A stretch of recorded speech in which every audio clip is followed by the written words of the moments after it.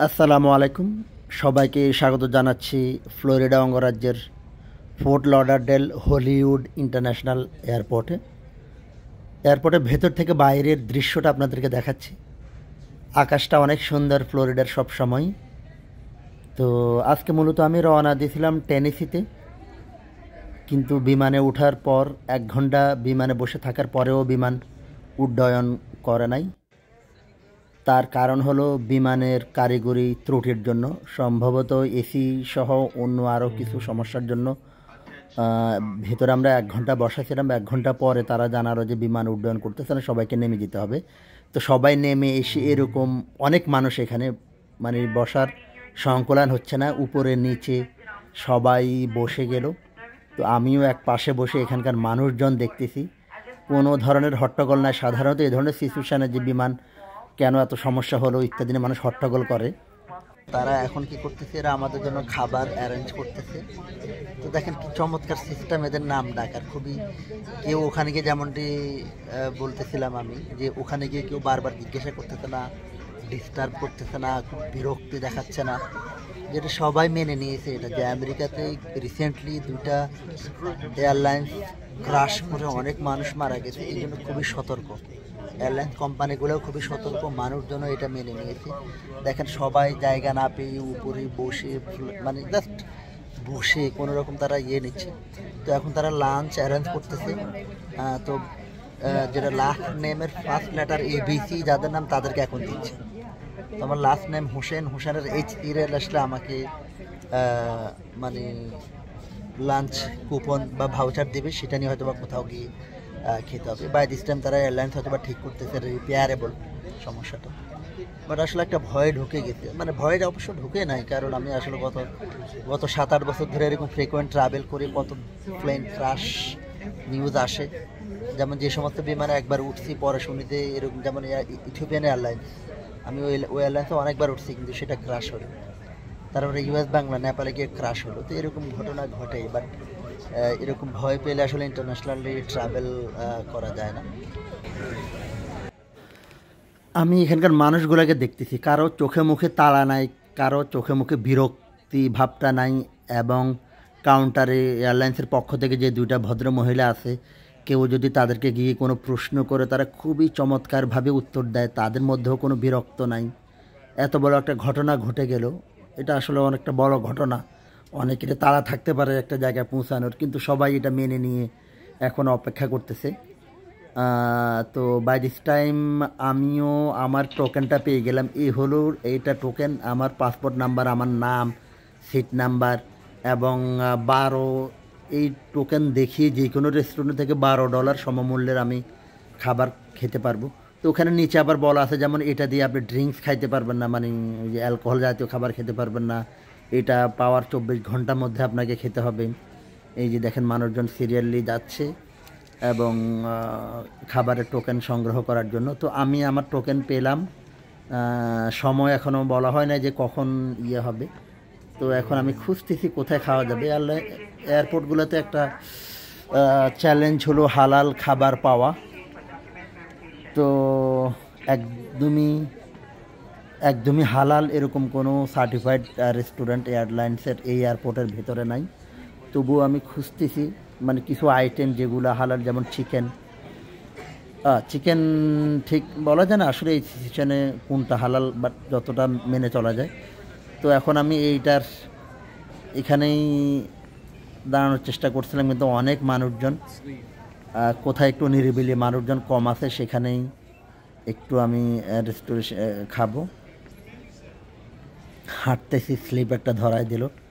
সাধারণত এয়ারপোর্টের ভেতরে আমি খাবার খাই না।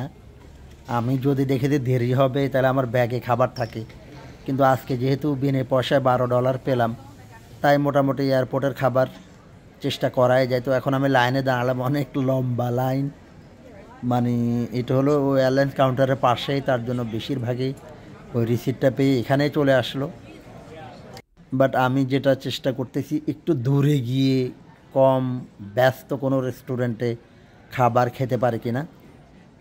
আমি এখন এখানে সি গেটের আশেপাশে আছি। এখন আমি দূরে যাচ্ছি, যে দেখব যে আরও ভালো কোনো খাবার অথবা মানুষজন কম এরকম জায়গায় গিয়েই আমি মূলত খাওয়ার চেষ্টা করব। তো আমি এখন একটু দূরে এসে বার্গার কিং, খুবই নামকরা একটা, এই বার্গার কিংয়ের এখানে এসে আমার খাবারটা অর্ডার দিলাম।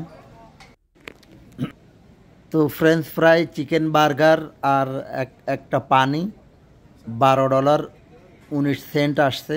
তো ওই টিকিট থেকে $12 তো আছে, আর আমি 19 সেন্ট দিলাম। তো এখন খাবারের জন্য অপেক্ষা করতেছি। এখানেও মোটামুটি ব্যস্ত, আসলে সকালবেলা হওয়াতে অনেকেই বাসা থেকে নাস্তা না করে এসে এয়ারপোর্টে অপেক্ষমান সময়ে নাস্তা করার জন্য ইয়ে করতেছে। তো এয়ারলাইন্সের $12 পেয়ে এখন খাবার নিলাম, চিকেন বার্গার এবং স্যান্ডউইচ।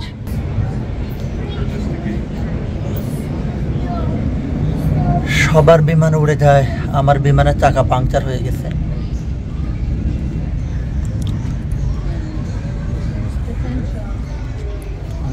তো এই হলো খাবার, ফ্রেঞ্চ ফ্রাই আর চিকেন বার্গার। কাঁচামরিচ থাকলে অনেক মজা করে খাওয়া যেত। আর এই একটা পানি। এই হলো $12, বাংলাদেশি টাকা প্রায় 1500 টাকা।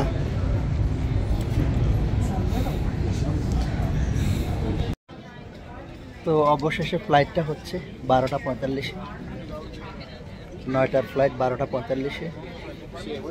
বাট খুবই চমৎকারভাবে এরা ম্যানেজ করতেছে, মানে প্যাসেঞ্জারের পক্ষ থেকে কোনো হট্টগোল নাই, তাদের পক্ষ থেকে কোনো মানে ঝামেলা বা ওরকম ইয়ে নাই। দেরি হচ্ছে, বিমান ঠিক করছে, ওই দিক দিয়ে সবাইকে লাঞ্চ করার জন্য কুপন বিশেষ মানে অর্গানাইজড হইতে চমৎকারভাবে। বাট এই জিনিসটা, তো সবাই লাইনে দাঁড়িয়ে গেছে প্রবেশ করার জন্য। আমি সাধারণত একদম শেষে বিমানে প্রবেশ করি, একদম শেষ যাত্রী হয়ে। যখন সবাই ঢুকে যায়, কাউন্টার খালি হয়ে যায়, তখনই মূলত আমি প্রবেশ করি। যেমনটি বললাম, সবাই চলে গেছে, আমি মনে হয় শেষ প্যাসেঞ্জার। তো শেষ দিকে ঢুকলে এটা একটা সমস্যা, অনেক সময় লাগেজ বা হ্যান্ড ব্যাগটা রাখার জায়গার সংকুলান হয় না। তো আলহামদুলিল্লাহ অবশেষে বিমান রানওয়েতে চলে আসলো, এখনই উড্ডয়ন করবে। আকাশ থেকে ফ্লোরিডার ফোর্ট লডারডেল অথবা মায়ামি আপনাদেরকে একটু দেখানোর চেষ্টা করবে। এই যে আস্তে আস্তে বিমান উপরের দিকে উঠে যাচ্ছে, এই দৃশ্যটা আমার অনেক ভালো লাগে, যখন বিমান মাটি থেকে উপরের দিকে ওঠে এবং পৃথিবীটা মানে সব কিছু আস্তে আস্তে ছোটো হয়ে যায়। দেখেন, এই হলো আটলান্টিক মহাসাগরের কোল ঘেঁষেই ফোর্ট লডারডেল, মায়ামি তথা ফ্লোরিডা অঙ্গরাজ্য। এখানে অনেক সুন্দর, এটা নিয়ে অনেক ভিডিও দিয়েছি আমি গত 2 মাস ধরেই, আপনারা দেখেছেন। যেমনটি বললাম, গত 7-8 বছর ধরে অনেক বিমান ভ্রমণ করেছি, তবুও ভয় অনেক সময় লাগে। এই যে এখন আকাশের উপরে আছে, যদি হঠাৎ করে বিমানটা কোনো দুর্ঘটনায় পড়ে তখন কি হবে। জীবনটা আসলে খুবই নশ্বর, খুবই অনিশ্চিত। এই অনিশ্চিত জীবন নিয়ে যখন বিমানের উপরে উঠি, তখন মাঝে মধ্যে যখন অন্যান্য বিমান ক্রাশের কথা মনে পড়ে, তখন সত্যি খুবই ভয় লাগে। তবুও জীবন মৃত্যু এগুলা আল্লাহর হাতে।